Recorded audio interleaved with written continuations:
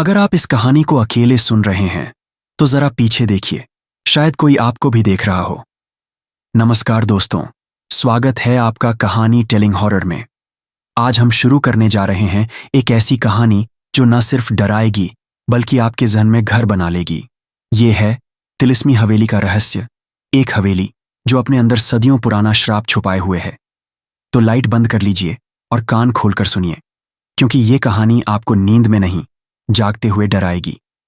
साल 2023, नई दिल्ली। 5 दोस्त आरव, इशिका, रिद्धि, समीर और यश कॉलेज से हाल ही में निकले थे और एक यूट्यूब चैनल चलाते थे, डार्क वेंचर इंडिया। उनका मकसद था भारत के अनजाने, डरावने और रहस्यमयी स्थानों को एक्सप्लोर करना और असली फुटेज बनाकर यूट्यूब पर डालना। इनमें सबसे जिज्ञासु था आरव।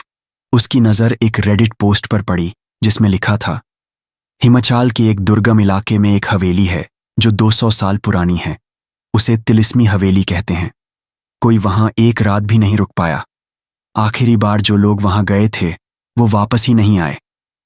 यश ने मजाक किया, शायद कोई होटल खोलने का तरीका है, डर फैला दो और टूरिस्ट खींच लाओ। लेकिन आरव गंभीर था। अगर ये सच है तो ये हमारे चैनल का सबसे बड़ा वीडियो होगा। गूगल मैप पर हवेली नहीं दिख रही थी, लेकिन एक बूढ़े ब्लॉगर ने लोकेशन के आसपास का नक्शा अपलोड किया था। चंबा जिले के पास एक वीरान गांव, भुलगांव। 5 दोस्त अपनी एसयूवी में कैमरा, लाइट्स, खाने का सामान और टेंट लेकर निकल पड़े। 3 दिन का सफर था। रास्ता बेहद घुमावदार, उबड़ खाबड़ और डरावना। रिद्धि बार बार कहती रही, हमें वापस चलना चाहिए, मुझे अच्छा नहीं लग रहा। लेकिन कोई नहीं माना। तीसरे दिन शाम होते होते वो पहुंचे भुलगांव में। गांव लगभग सुनसान था। सिर्फ कुछ बूढ़े लोग थे जो उन्हें देखकर चौंक गए। एक अधेड़ उम्र के आदमी ने पास आकर पूछा, कहां जा रहे हो बाबू? आरव ने कहा, तिलिस्मी हवेली, शूट करना है वहां। उसका चेहरा जर्द हो गया। उसने एक ताबीज निकालकर आरव की जेब में डाल दिया। हवेली बुलाती नहीं, खींचती है। लौट सको तो लौट जाना, सब नहीं लौट पाते। इतना कहकर वो आदमी तेजी से अंदर चला गया और दरवाजा बंद कर लिया। गांव के उत्तर दिशा में 3 किलोमीटर का घना जंगल था। जीपीएस अब काम नहीं कर रहा था, लेकिन जैसे कोई अदृश्य शक्ति उन्हें दिशा दिखा रही थी। शाम के 6 बजे जब हल्का अंधेरा होने लगा, सामने एक काली ऊंची दीवार उभरी। हवेली वहां थी, एक छाया की तरह खड़ी। उसका नाम लिखा था एक जले हुए बोर्ड पर, तिलिस्मी हवेली, 1832। काले पत्थर से बनी 3 मंजिला इमारत, टूटी खिड़कियां, लोहे के गेट पर झंग और हवा में एक सड़ांध जैसी गंध। कैमरा ऑन हुआ, लाइट जली और इशिका ने कहा, डे 1, तिलिस्मी हवेली, एंट्री बिगिंस। गेट खोलते ही चरमराहट की डरावनी आवाज आई। एक काली बिल्ली भागती हुई सामने से गुजरी। हवेली का दरवाजा खुला हुआ था, जैसे वो किसी का इंतजार कर रहा हो। अंदर का माहौल जर्जर था।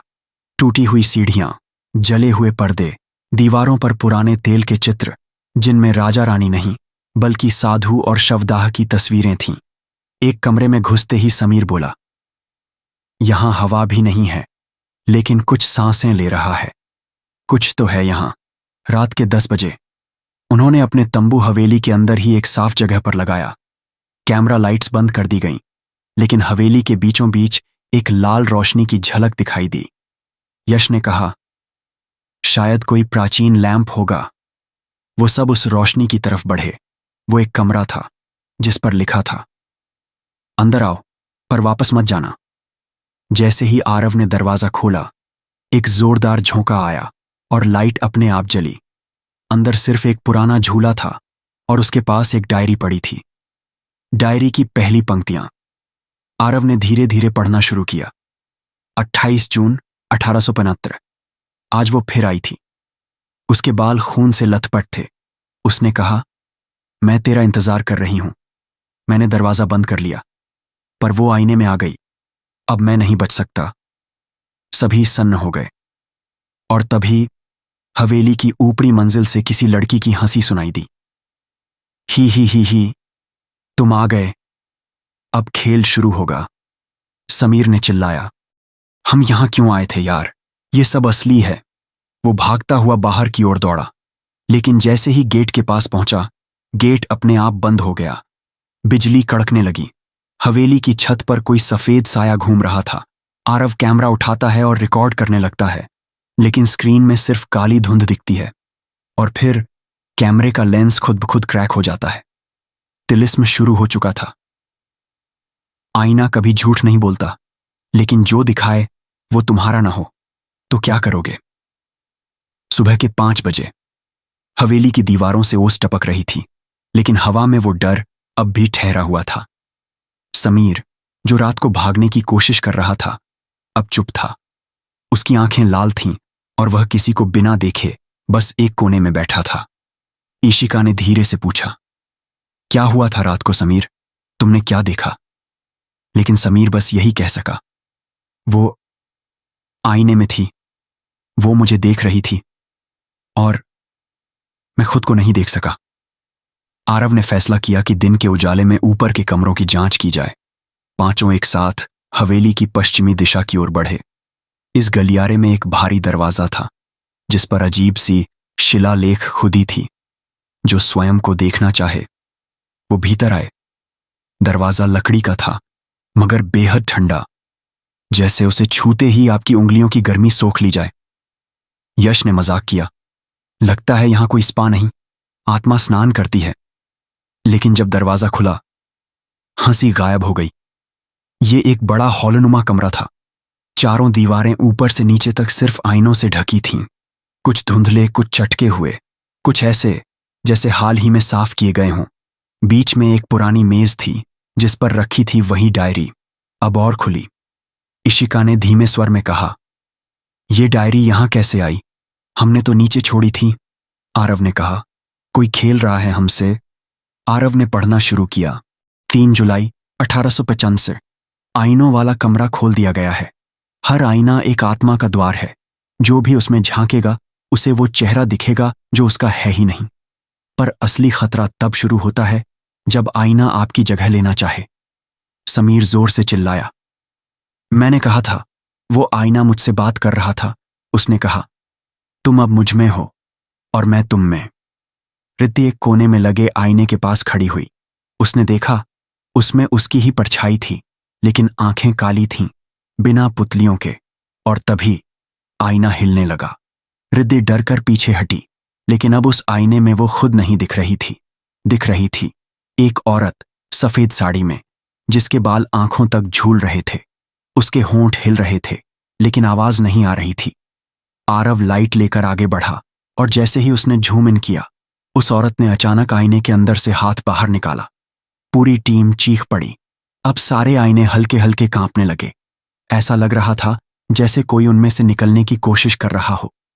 यश ने कहा, हमें इस कमरे से निकलना होगा। लेकिन दरवाजा अब बंद हो चुका था। दीवार पर एक शब्द उभरता है, अब बहुत देर हो चुकी है। आरव ने नोटिस किया कि एक आईना बाकी सबसे अलग है। उस पर न तो धुंध है, न ही झलक। वो आईना सीधा हवेली के पश्चिमी छोर की ओर था, और उसके पीछे हल्की सी रोशनी टिमटिमा रही थी। आरव ने जोर लगाकर उसे धकेला, और वो खिसक गया। उसके पीछे एक संकरी सुरंग निकली, ईंटों और लकड़ी से बनी, मगर सड़ी हुई गंध से भरी। पांचों ने तय किया कि ये उनका रास्ता हो सकता है निकलने का। टॉर्च चालू कर वो आगे बढ़े। सुरंग की दीवारों पर कोयले से चित्र बने थे। एक तांत्रिक, कुछ अजीब से यंत्र, और एक औरत जो हर चित्र में उल्टी लटकी दिख रही थी। रिद्धि ने डरते हुए पूछा, ये औरत कौन है? हर जगह ये क्यों दिख रही है? और तभी सुरंग के आखिरी मोड़ पर एक बड़ा सा आईना रखा हुआ मिला, पुराना, टूटा और खून से सना हुआ। जैसे ही यश उस आईने के सामने आया, उसने अपने प्रतिबिंब को देखा, जो अचानक मुस्कुराया और उसे खींच लिया। बाकी सबने देखा, यश गायब। बस आईने में उसका चेहरा हंस रहा है, लेकिन आंखों से खून बह रहा है। इशिका चिल्लाई, नहीं, यश! आईना चटक गया, और अब उसमें सिर्फ दरारें थीं। आरव, इशिका, रिद्धि और समीर चारों वापस उसी सुरंग के रास्ते लौटे। कमरे में लाइट अब धीमी थी, और एक नया शब्द लिखा था, तुमने एक दे दिया, अब बाकी। समीर बुरी तरह रो रहा था। ईशिका कांप रही थी। रिद्धि चुप थी, लेकिन उसके चेहरे पर एक हल्की मुस्कान थी। आरव ने देखा, रिद्धि के प्रतिबिंब में उसके होंठ नहीं हिल रहे थे। फिर मुस्कान कहां से? हर हवेली की नींव में दफन होते हैं कुछ गुनाह, लेकिन जब गुनाह जिंदा हों तो हवेली कब्रगाह बन जाती है। सुबह हो चुकी थी, लेकिन हवेली के अंदर कोई रोशनी नहीं थी। ऐसा लग रहा था कि ये घर रात को निगल जाता है और सुबह उसे बाहर आने नहीं देता। आरव, इशिका, समीर और रिद्धि अब हवेली की मूल मंजिल यानी बेसमेंट में जाने की तैयारी कर रहे थे। समीर अब पहले जैसा नहीं रहा था। वो कम बोल रहा था और दीवारों को ऐसे देखता जैसे उनमें कुछ छुपा हो। ईशिका और आरव के बीच अब डर से ज्यादा एक सवाल था। रिद्धि, क्या सच में रिद्धि ही है? बेसमेंट में उतरते ही एक बड़ा कमरा सामने आया। एक पुराना पुस्तकालय, जहां दीमक लगे कागजों की गंध और सड़ी लकड़ी की आवाज गूंज रही थी। सामने दीवार पर लिखा था, ज्ञान से मुक्ति मिलती है, पर सब सह नहीं पाते। रिद्धि ने एक किताब उठाई। उस पर लिखा था, तांत्रिक अर्जुन नाथ, मृत्यु के बाद भी जीवित साधक। आरव ने उस किताब को पढ़ना शुरू किया। मैं अर्जुन नाथ, तांत्रिक विद्या का ज्ञाता, इस हवेली को अपना तपस्थान बनाता हूं। 1874 मैंने 5 मानव बलि दी और 6वीं बलि अधूरी रही। वो लड़की जो आत्मा बन गई, उसका नाम था रिद्धिमा। उसने मेरी साधना रोक दी, लेकिन उसकी आत्मा यहीं बंध गई। रिद्धिमा अब इस हवेली की रक्षक नहीं, भक्षक है, और वो वहीं को चुनती है जो अपने अंदर भय और अपराध छुपाए हों। इशिका कांपते हुए बोली, रिद्धिमा, क्या ये वही है? आरव ने चौंकते हुए रिद्धि की ओर देखा। रिद्धि अब मुस्कुरा रही थी। आरव ने चिल्लाकर पूछा, तुम कौन हो? रिद्धि का चेहरा धीरे धीरे बदलने लगा। आंखों के नीचे काले गहरे घेरे, चेहरा पीला, होंठ सूखे और बाल उड़ने लगे। रिद्धि अब बोल रही थी, लेकिन उसकी आवाज 2 परतों में गूंज रही थी, एक लड़की की और एक आत्मा की। मैं रिद्धि नहीं, मैं वही अधूरी आत्मा हूं। रिद्धिमा, मुझे 6ठी बलि बनाना था, लेकिन मैं बच गई। अब मैं वही करती हूं जो मेरे साथ हुआ। हर उस व्यक्ति को यहां लाकर एक नया खेल शुरू करती हूं। रिद्धिमा ने समीर की ओर देखा। उसकी आंखें एकदम लाल हो गईं। तुमने अपनी बहन को अकेले भेजा था उस रात, उसी जंगल में, जहां मैंने पहली बार दर्द महसूस किया था। वो अब मेरे पास है, समीर। अब तुम भी यहीं रहोगे, अपने अपराध के साथ। समीर कांपते हुए बोला, मैं नहीं, मैंने नहीं मारा उसे। लेकिन रिद्धिमा की आत्मा ने उसका गला कसना शुरू कर दिया।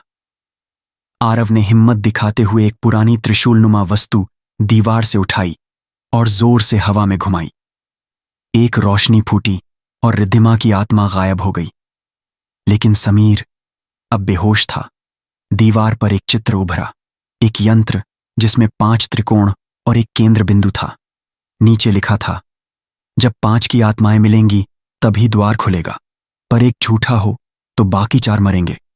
इशिका ने पूछा, 5 आत्माएं? यश, समीर, रिद्धिमा, फिर हम? आरव गंभीर होकर बोला, मतलब हम ही बलि बनने वाले हैं और रिद्धिमा बस खेल रही है। इशिका, क्या हमें हवेली से बाहर निकलने के लिए यह यंत्र पूरा करना होगा? आरव, नहीं, शायद इसे तोड़ना होगा। जैसे ही उन्होंने यंत्र को तोड़ने की कोशिश की, कमरे की दीवारें हिलने लगीं। रिद्धिमा की आत्मा फिर प्रकट हुई, इस बार पूरे रूप में, एक तांत्रिक साड़ी पहने, उलटे पांव और हाथ में तंत्र मंत्र की माला। मुझे रोकोगे? मैं इस हवेली की आत्मा हूं, और जो मेरी हवेली में आए वो वापस नहीं जाते। लेकिन तभी हवा में गूंजा एक दूसरा स्वर, बस करो रिद्धिमा, इनफ इज इनफ। ये आवाज थी यश की आत्मा की। यश की आत्मा आईने से निकलकर रिद्धिमा की ओर बढ़ी। उसने कहा, तुम अधूरी हो और अधूरा बदला हमेशा बर्बादी लाता है। मैं तुम्हें माफ करता हूं, लेकिन अब ये बंद करो। रिद्धिमा कांपने लगी। उसकी आंखों से आंसू निकले, जलते हुए, और वह हवा में विलीन हो गई। कमरा शांत हो गया। आईने टूटने लगे, दीवारें गिरने लगीं। आरव, इशिका और समीर अब होश में दौड़ते हुए हवेली से बाहर भागे। सूरज की रोशनी जैसे पहली बार उस हवेली की दीवारों को छू रही थी। पीछे देखा, हवेली अब राख बन रही थी। एक औरत की हंसी गूंज रही थी, लेकिन अब उसमें दर्द नहीं था। कई दरवाजे डर के लिए होते हैं, लेकिन कुछ दरवाजे खुद डर होते हैं। 2 दिन बाद आरव, इशिका और समीर तीनों वापस शहर लौट आए, लेकिन कुछ अधूरा सा था। समीर अब भी चुप रहता था, नींद में बड़बड़ाता, वो अभी यहीं है। इशिका के मोबाइल में एक अजीब चीज रिकॉर्ड हुई, एक वीडियो क्लिप जिसमें वो हवेली से बाहर निकलते वक्त एक खिड़की के पीछे एक चेहरा था। वो चेहरा रिद्धिमा का नहीं था, वो कोई और था, कुछ और। तीनों ने उस डायरी के आखिरी पन्ने को ध्यान से पढ़ा जो बचा रह गया था। उसमें एक नक्शा था हवेली के अंदर का, लेकिन उसमें 7 कमरों का जिक्र था और उन्होंने सिर्फ 6 देखे थे।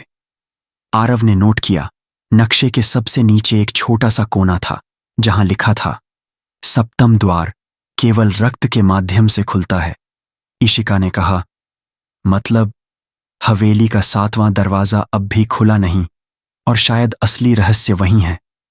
समीर अचानक बड़बड़ाने लगा, वो मेरी बहन के पास है, मेरी बहन आवाज देती है मुझे। तीनों ने निर्णय लिया, इस बार वे पूरी तैयारी के साथ हवेली लौटेंगे। जब वे पहुंचे तब तक हवेली बाहर से राख लग रही थी, लेकिन अंदर जैसे कुछ भी न बदला हो।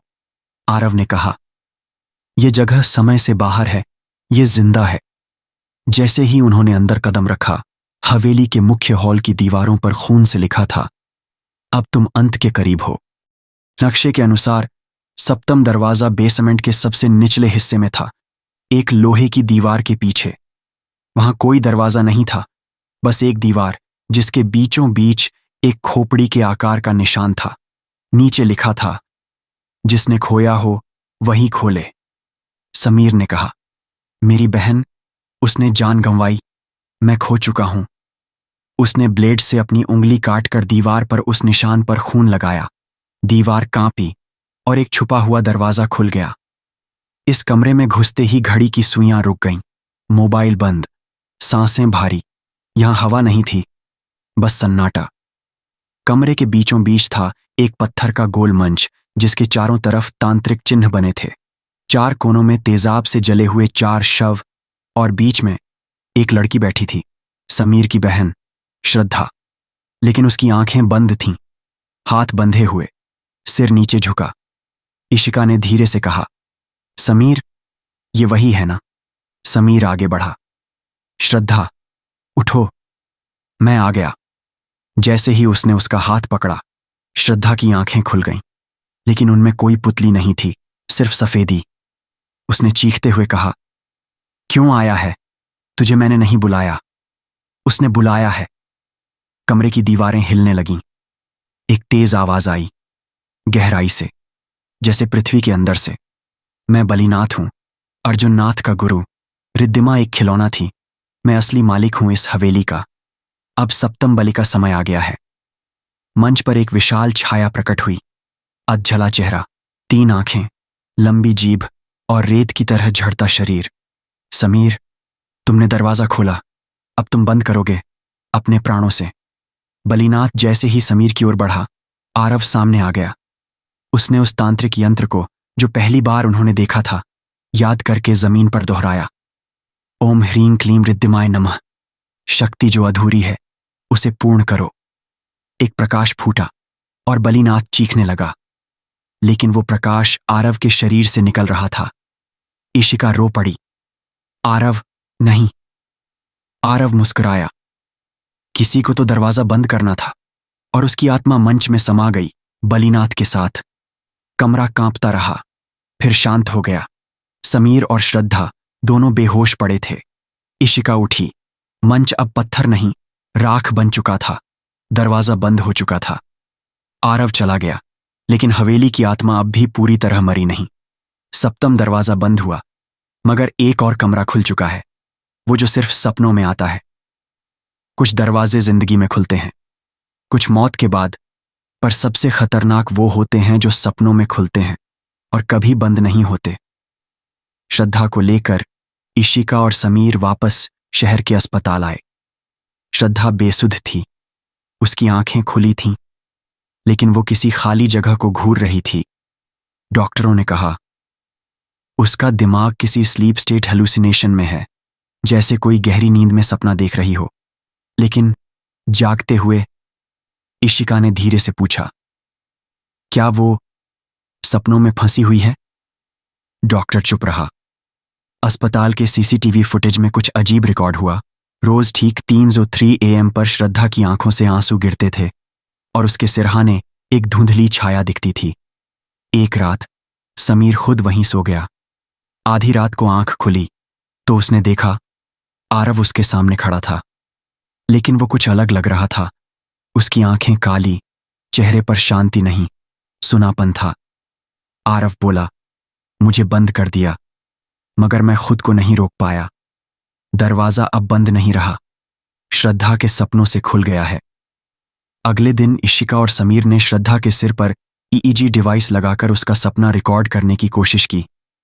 स्क्रीन पर एक दृश्य उभरा, एक लाल कमरा जिसकी दीवारें सांस ले रही थीं।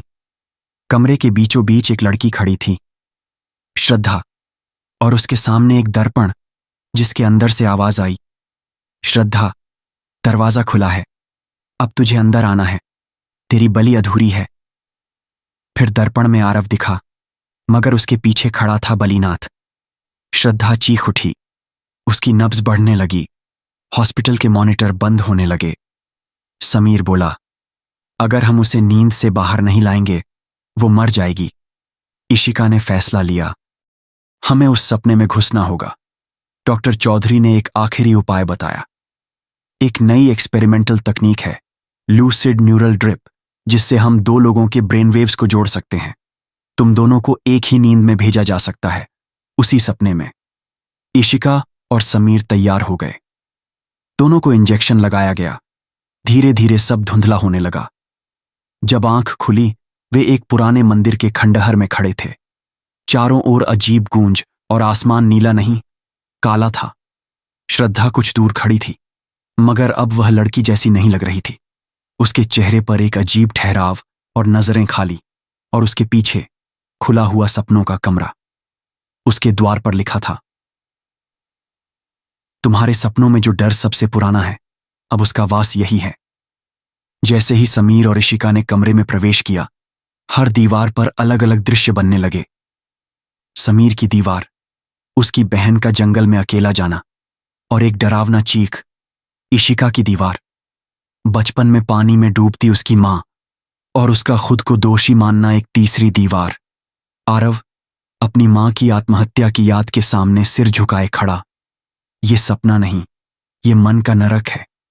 और वहां खड़ा था आरव, अब पूरी तरह बदल चुका।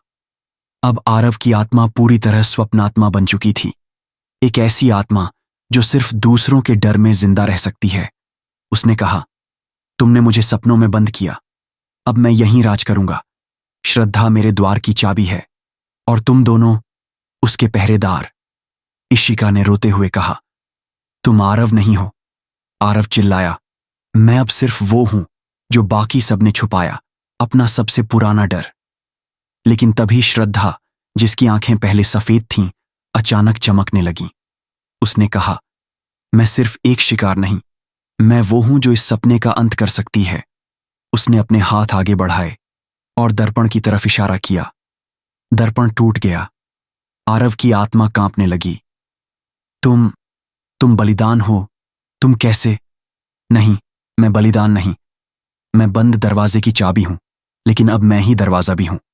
कमरे की छत उड़ने लगी, दीवारें गिरने लगीं। आरव चीख रहा था, अब उसकी आत्मा बिखर रही थी, काले धुएं में बदल रही थी। श्रद्धा, समीर और इशिका तीनों पीछे की ओर भागे।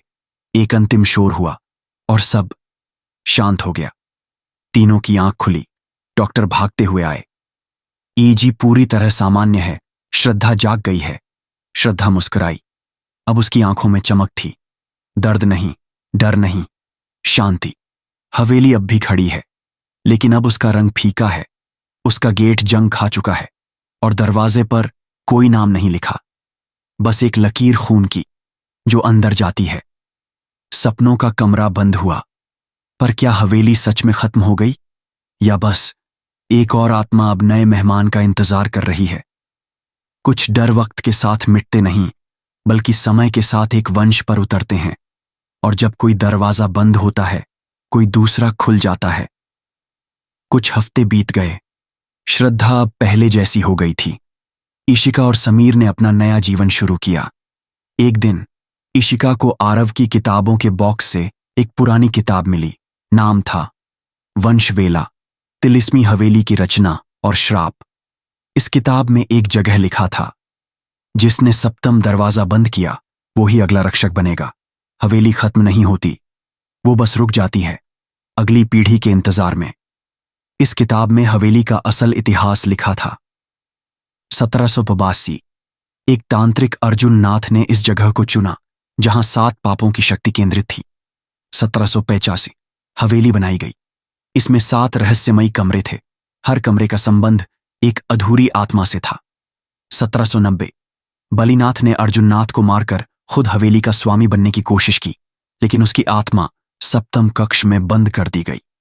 1800 अब तक हर 30-40 साल में कोई न कोई चयनित व्यक्ति हवेली में आता और या तो मर जाता या विरासत में बदल जाता। इशिका ने कांपते हुए पूछा, तो आरव उस विरासत का हिस्सा था? किताब के अंत में लिखा था, हर रक्षक का खून रेखांकित होता है और अंतिम बलिदान के बाद उसकी आत्मा हवेली की रक्षा करती है। जब तक वो आत्मा चैन नहीं पाती, हवेली फिर से जागती है। इशिका को अब सब समझ आ रहा था। आरव ने दरवाजा बंद तो कर दिया, लेकिन वो हवेली में जिंदा है, एक आत्मा के रूप में, रक्षक नहीं, अब खुद एक दरवाजा। उसी रात इशिका को एक डाक आई, किसी अनजान पते से। पोस्ट कार्ड पर सिर्फ लिखा था, मैं अब भी यहीं हूं, लेकिन अब मैं डर नहीं, संरक्षक हूं। आरव और नीचे एक स्केच हवेली का, लेकिन उसमें 8वां कमरा बना हुआ था। किसी भी नक्शे में हवेली में 8वां कमरा नहीं था। श्रद्धा ने ध्यान से पोस्ट कार्ड देखा और बोली, ये कमरा सपनों में नहीं, स्मृतियों में है। समीर ने कहा, मतलब जो लोग हवेली को भूल नहीं पाए, जिनकी यादों में वो बसी है, वो ही इसे खोल सकते हैं। इशिका, श्रद्धा और समीर एक आखिरी बार हवेली लौटे। अब हवेली की हालत अलग थी, जैसे वो सड़ी हो, लेकिन अब भी सांस ले रही हो। दरवाजा अपने आप खुल गया। अंदर घुसते ही हवेली की दीवारें उनके बचपन की आवाजों से भर गईं। इशिका को उसकी मां की आवाज सुनाई दी, समीर को श्रद्धा की बचपन की हंसी, और श्रद्धा, उसने आरव की फुसफुसाहट सुनी। विरासत कभी खत्म नहीं होती, सिर्फ बदलती है। वो कमरा सीढ़ियों के पीछे था, एक दीवार जिसमें कभी दरवाजा था ही नहीं। अब वहां एक लकड़ी का पैनल था, जिस पर हाथ रखने से कुछ शब्द उभरे, जिसने सबसे ज्यादा खोया है वही प्रवेश पाएगा। श्रद्धा ने हाथ रखा, दरवाजा खुल गया। अंदर अजीब शांति थी।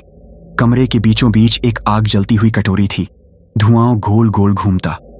चारों तरफ उन सबकी यादें घूम रही थीं, 3D छायाओं में। इशिका का बचपन, समीर और श्रद्धा का हंसता घर, आरव का अकेलापन। एक टेबल पर एक कांच का कटोरा रखा था, उसके अंदर एक काली चाबी, और पास ही एक आखिरी पत्र। जो इस चाबी को उठाएगा वो हवेली का नया रक्षक बनेगा। जब तक तू जिंदा है हवेली सोई रहेगी, लेकिन जब तू जाएगा हवेली फिर जागेगी। इशिका ने कटोरे को देखा, फिर श्रद्धा और समीर की तरफ। मुझे ये विरासत लेनी होगी। आरव अकेला था, मैं नहीं हूं, मैं रहूंगी, लेकिन अब डर में नहीं, संरक्षण में। उसने चाबी उठाई, एक तेज प्रकाश निकला और हवेली थरथराई, फिर शांत हो गई। 3 साल बाद हवेली अब एक बंद स्मारक घोषित हो चुकी है। सरकार ने वहां ताले डाल दिए, कोई नहीं जानता अंदर क्या है, लेकिन इशिका अब हर महीने एक बार वहां जाती है। उसके हाथ में वही चाबी होती है। हवेली अब नहीं डराती, वो अब बस इंतजार करती है। रात 3:03 AM। हवेली के अंदर एक लाल कमरा जल रहा है। दीवार पर लिखा है, मैं अब डर नहीं, मैं रक्षक हूं। लेकिन जब अगली आत्मा आए, याद रहे हवेली कभी खत्म नहीं होती। हवेली अब चुप है, दरवाजे बंद हैं, लेकिन याद रखिए, ये कहानी यहीं खत्म नहीं होती, क्योंकि कुछ डर मरते नहीं, वो सिर्फ इंतजार करते हैं अगले कदमों की, अगली सांसों की और अगली आत्मा की।